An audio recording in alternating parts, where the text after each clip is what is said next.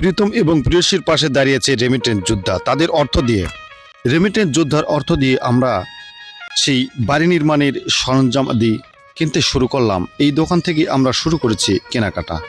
এই দোকানে আমরা স্ক্রু, খুঁটি, নাট, বিভিন্ন ধরনের আসবাবপত্র এই দোকান থেকেই ক্রয় করলাম।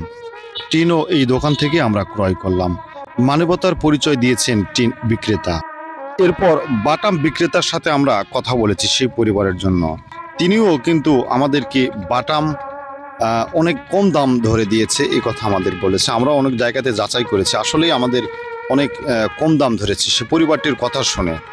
অসংখ্য ধন্যবাদ জানাই আমি এই বাটাম বিক্রেতা ভাইকেও। আসুন মানবিক পরিচয় আমরা দেই।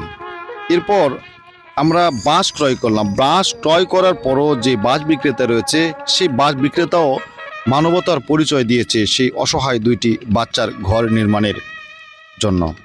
বাঁশের দামও কম ধরেছে। চকি ক্রয় করছি, সেই চকি বিক্রেতাও মহত্তর পরিচয় দিয়েছে সেই পরিবারটির কথা শুনে। এখন আমরা চকি ক্রয় করার জন্য সেই ভাইকে টাকা দিয়েছে। চকিটি ক্রয় করার পরে আমরা ভ্যানে উঠালাম। এরপর সেই প্রীতম প্রেয়সীর বাড়িতে আমরা চকিটি এনে রাখলাম।